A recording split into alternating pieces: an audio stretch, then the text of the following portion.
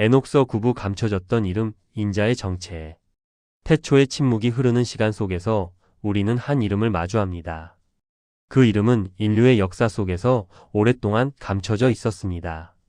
오직 하늘의 신비로운 보고 속에 엄격히 보관되어 왔습니다. 우리는 오늘 그 존재를 인자라고 부릅니다. 그는 과연 누구입니까? 왜 에녹의 환상 속에 이토록 장엄하고도 두려운 모습으로 등장한 것일까요? 이제 우리는 고대 에녹서가 전하는 비밀의 문을 함께 엽니다. 그가 지닌 권능의 무게를 마주하려 합니다. 에녹서 제두권은 흔히 비유들의 책이라 불립니다. 37장에서 49장에 이르는 이 장대한 서사는 단순히 과거의 기록이 아닙니다. 이것은 인류 역사 너머에서 벌어지는 거대한 영적 전쟁의 실체입니다. 동시에 우리 존재의 근원을 묻는 처절한 탐구이기도 합니다. 에녹은 이 책에서 세 가지 비유를 통해 하늘의 비밀을 우리에게 전달합니다. 그중 가장 핵심적이고도 충격적인 비밀이 바로 하나님 옆에 서 있는 신비로운 존재입니다. 바로 그 인자입니다. 에녹은 환상 속에서 옛적부터 계신 이를 보았습니다. 성부 하나님의 모습입니다. 그분의 머리는 백설 같은 양털처럼 희었습니다. 그 거룩한 위엄은 온 우주를 덮고 있었습니다. 그런데 에녹의 시선이 머문 곳은 그분 곁에 서 있던 또 다른 존재였습니다. 그의 얼굴은 사람의 모습 같았습니다. 그러나 그 눈빛과 풍채는 천사들보다 더 영광스러운 빛을 내뿜고 있었습니다. 에녹은 전율하며 자신을 안내하던 천사에게 질문을 던집니다. 이 존재는 대체 누구입니까? 왜 그는 옛적부터 계신 이와 함께 있습니까? 그의 정체는 무엇입니까? 천사가 에녹에게 들려준 답변은 인류 역사의 지도를 바꾸는 선포였습니다. 그는 의를 가진 인자입니다. 모든 의로운 자들을 거느리는 권능자입니다. 그는 창세 전부터 감춰졌던 모든 영적인 보물을 드러낼 자입니다. 동시에 하늘의 질서를 어지럽힌 타락한 세력들을 영원히 심판할 권능을 부여받은 자입니다. 성경 다니엘서 7장에 등장하는 인자 같은 이의 환상이 여기서 완성됩니다. 에녹서에 이르러 비로소 그 구체적인 실체와 권능의 원천이 드러납니다. 하나님께서는 세상이 창조되기 전에 그를 선택하셨습니다. 해와 달과 별들이 그 자리를 잡기도 전이었습니다. 이미 인자를 선택하여 곁에 두셨습니다. 그의 이름은 보이지 않는 곳에서 거룩하게 보존되었습니다. 그는 온 세상에 고통받는 자들에게는 희망의 빛입니다. 불의를 저지르는 자들에게는 공포의 심판자로 예비되었습니다.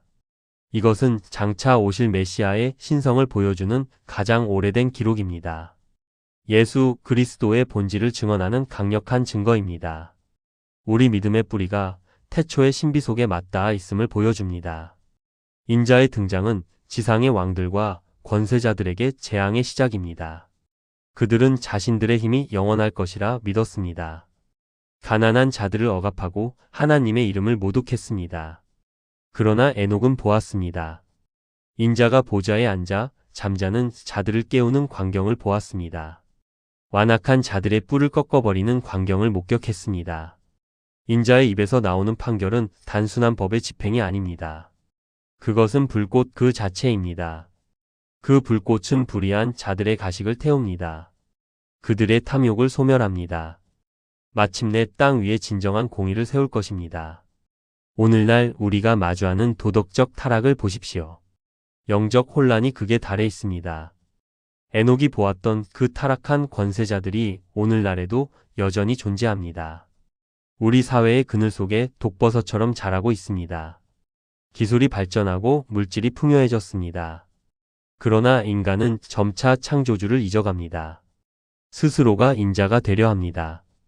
하지만 에녹서는 엄중히 경고합니다. 우리 위에 오직 한 분이 계십니다. 참된 인자가 계십니다. 그분의 심판은 결코 멈추지 않을 것입니다. 그럼에도 불구하고 인자는 의로운 자들에게 안식처입니다. 세상 무엇과도 바꿀 수 없는 평안을 줍니다. 세상에서 억울하게 눈물 흘리는 자들이 있습니다. 믿음을 지키기 위해 고독한 길을 걷는 자들이 있습니다. 인자는 그들에게 두려워하지 말라고 속삭입니다. 에녹은 인자 곁에 서 있는 수만 명의 성도를 보았습니다. 천사들이 부르는 찬양 소리를 들었습니다. 그 소리는 시간을 초월합니다. 오늘 차가운 골방에서 기도하는 당신의 귀가에 울려 퍼집니다.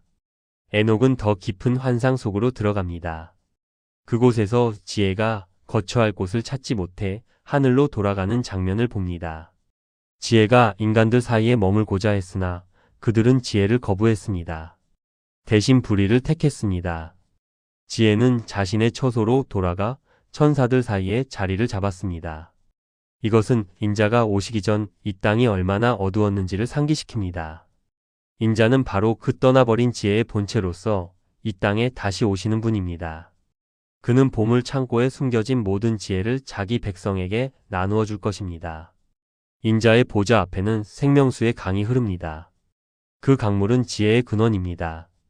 목마른 자들이 그 물을 마시고 신령한 지식을 얻습니다. 그들의 눈이 열려 영적인 세계를 봅니다. 인자는 그 모든 샘의 주인입니다. 그는 목마른 영혼들을 결코 외면하지 않습니다. 에녹은 그 생명수 곁에서 안식을 취하는 무수한 성도를 보며 감격했습니다. 그들은 땅의 고난을 이겨낸 자들입니다. 인자의 이름을 끝까지 배반하지 않은 승리자들입니다. 이제 우리는 질문해야 합니다. 나는 과연 그 인자의 공의로운 시선 앞에 설 수 있는가?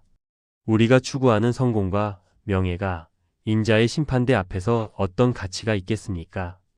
에녹서가 우리에게 인자의 이름을 가르쳐주는 이유가 있습니다. 단순히 지식을 전달하기 위함이 아닙니다.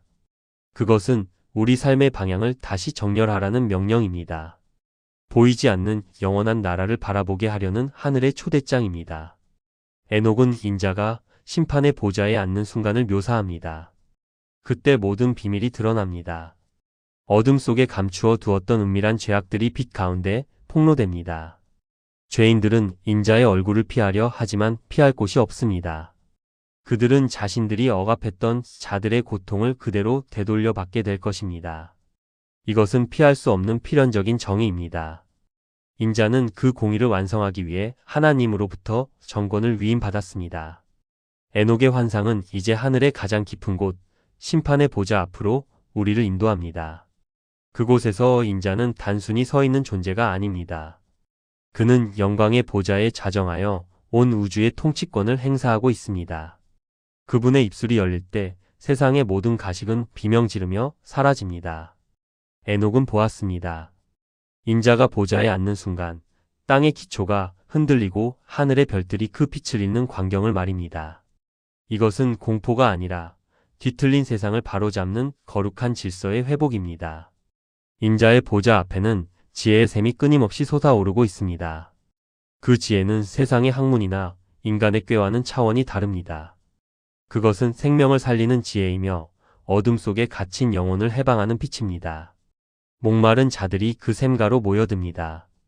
그들은 땅 위에서 의를 위해 핍박받던 자들입니다. 인자는 그들에게 손을 내밀어 지혜의 물을 마시게 합니다. 그 물을 마신 자들의 눈에서는 비늘이 벗겨지고 비로소 하나님의 영광을 대면하게 됩니다. 반면 지상의 권세자들은 인자의 얼굴을 차마 바라보지 못합니다. 그들은 금과 은을 의지했고 자신들의 권력이 영원할 것이라 믿으며 가난한 자들의 피를 흘렸습니다. 하지만 인자의 보좌 앞에서는 그들의 금은 보화가 아무런 힘을 발휘하지 못합니다. 오히려 그들이 쌓아 올린 탐욕의 탑이 그들을 짓누르는 형벌이 됩니다. 에녹은 그들이 어둠 속으로 쫓겨나며 통곡하는 소리를 들었습니다. 우리가 왜 살아계신 하나님을 잊었으며 왜 인자의 권능을 비웃었는가 하는 때늦은 후회의 외침이었습니다. 에녹서 48장은 인자의 이름이 해가 창조되기 전부터 불렸음을 다시 한번 강조합니다. 이것은 인자가 우발적으로 등장한 존재가 아님을 말해줍니다. 그는 하나님의 영원한 계획 속에 이미 존재했습니다. 그는 실족하는 자들을 붙들어주는 지팡이이며 이방의 빛입니다. 마음이 상한 자들의 유일한 소망입니다. 에녹은 인자의 이름이 온 땅에 울려 퍼질 때 만물이 그 앞에 무릎 꿇고 경배하는 장엄한 피날레를 목격했습니다. 심판의 날, 인자는 보물 창고를 엽니다. 그 창고에는 성도들의 기도가 담겨 있고 그들이 흘린 눈물이 보석처럼 보관되어 있습니다. 인자는 그 기도를 하나하나 기억하며 보상하십니다.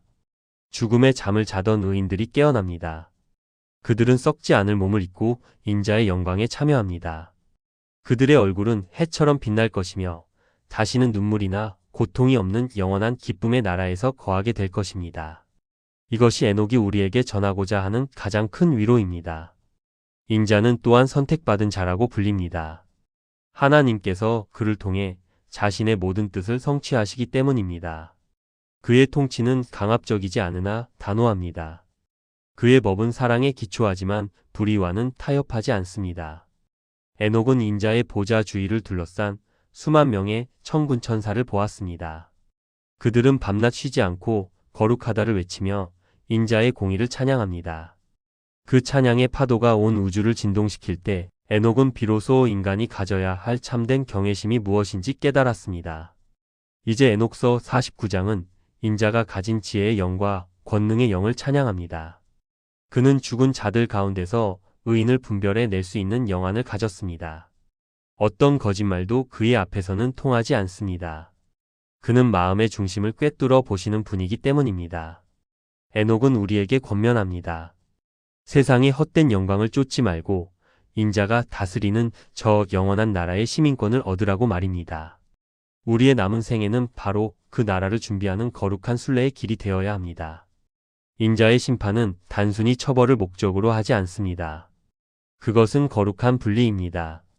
알곡과 가라지를 가르듯 빛과 어둠을 영원히 나누는 작업입니다. 그 분리가 끝난 후 새 하늘과 새 땅이 열립니다. 그곳에서 인자는 자기 백성들과 함께 먹고 마시며 영원히 거하실 것입니다. 더 이상 박해도 없고 더 이상 굶주림도 없습니다. 오직 인자의 따뜻한 시선과 하나님의 무한한 사랑만이 가득한 세계입니다. 에녹은 그 영광스러운 잔치에 초대받은 우리 모두의 이름을 부르고 있습니다. 여러분은 오늘 이 장엄한 예언 앞에서 무엇을 느끼십니까? 수천 년 전 에녹이 보았던 그 환상은 오늘날 우리에게 여전히 살아있는 실체로 다가옵니다. 인자는 멀리 계신 분이 아닙니다. 그는 지금도 우리의 고난을 보고 계시며 우리의 기도를 듣고 계십니다. 그리고 머지않은 장래에 그분은 구름을 타고 권능의 보좌에 앉아 우리를 맞이하실 것입니다. 우리는 그날의 인자의 오른편에 서는 영광을 누려야 합니다. 에녹서 9부의 이 긴 여정을 통해 우리는 인자의 정체를 확인했습니다. 그는 창세 전부터 예비된 메시아이며 인류의 최종 심판자이시고 성도들의 영원한 안식처이십니다. 이 신비로운 존재를 아는 지식이야말로 우리 삶을 지탱하는 가장 큰 힘이 될 것입니다. 고대의 지혜가 오늘날 우리에게 던지는 이 묵직한 메시지를 가슴에 새기십시오. 그리고 인자가 오실 그 길을 예비하며 하루하루를 거룩하게 살아가시기를 소망합니다. 장엄한 찬양과 함께 에녹의 비유는 마침표를 찍습니다. 그러나 우리의 믿음은 여기서부터 다시 시작됩니다. 인자의 권능은 영원하며 그의 나라는 무궁할 것입니다. 우리는 그 나라의 백성으로서 오늘을 견뎌내고 내일을 소망하며 승리의 개가를 부를 것입니다. 에녹이 보았던 그 찬란한 빛이 여러분의 삶에 가득하기를 기원합니다. 이 긴 환상의 끝에서 에녹은 우리에게 마지막 당부를 남깁니다. 눈에 보이는 것이 전부는 아니라고 말입니다. 보이지 않는 세계에서 인자가 이미 통치하고 계심을 믿으라고 말입니다. 이 믿음이 있을 때 우리는 세상의 어떤 박해와 유혹도 이겨낼 수 있습니다. 인자의 정체를 파헤치는 이 여정이 여러분의 신앙 여정의 새로운 이정표가 되기를 바랍니다. 하나님의 은총과 인자의 공의가 여러분의 길을 비추어 주실 것입니다.